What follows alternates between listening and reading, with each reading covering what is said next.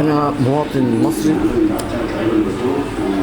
برفض بشكل قاطع أي قانون لشرعنة وتواجد الأغراب أو الضيوف أو اللاجئين أو المهاجرين رفضا قاطعا. أرفض توطينهم على أرض مصر، أرفض استمرار تدفقهم وتواجدهم على أرض مصر، أرفض جميع التسهيلات والامتيازات المقدمة إليهم، أرفض تجنيسهم بكل حال من الأحوال، أرفض قانون تنظيم اللاجئين الجديد.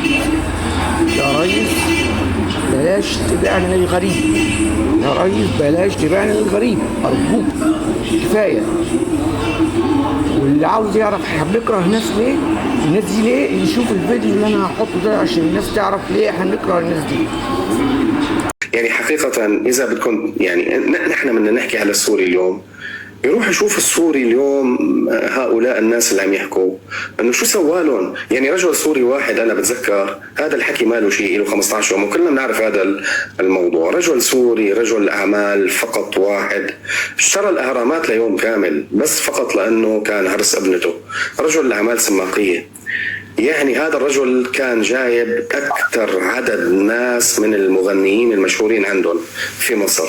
أنا والله بحترم المصريين وبحترم كل إنسان حر شريف بغض النظر عن انتمائه بغض النظر عن جنسيته، لكن اللي عم يصير اليوم فعلا أكد لنا أنه نحن ما بدنا ولا يجب أن نتعاطف مع هؤلاء.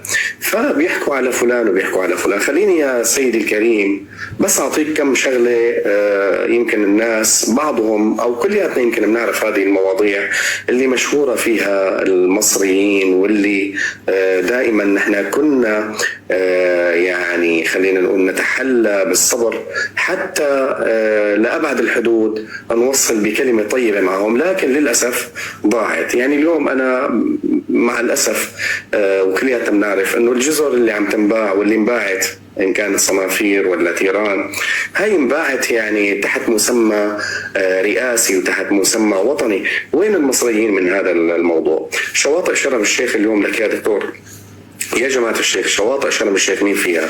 كم عدد الزوار اللي عم تجي لها من الكيان؟ كم عدد اللي موجودين فيها؟ هل اليوم أطفالنا ونسائنا في غزة في هذه البلد الأبية اللي عم تتقتل واللي الدماء عم تصفي وأنهار من الدماء، بالمقابل روح شوف مين موجود هناك عم يرقصوا بيغنوا وبيفرفشوا مع الكيان مع الجنسية هي اللي بيحبوها هن.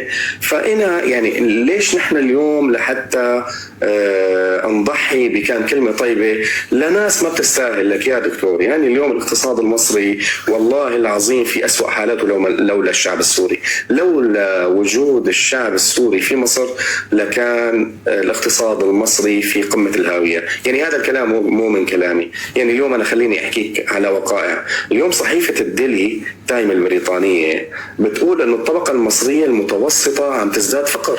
طيب ليش؟ لأني سلب هذا الشيء الدولة نفسها، سلب هذا الشيء الحكومة نفسها. فما عادت اليوم أنا ما بدي أسرد سرد طويل، يعني نحن السوريين معروفين. ليش ما تعتبر المصري السوري؟ بس ثواني أنا جايك أنا راح بس واحدة تفضل بدقيقة. أنا سمعك شيء غريب. دقيقة واحدة بس بدي أحكي كلام مهم جدا. ربط بحديثك تفضل.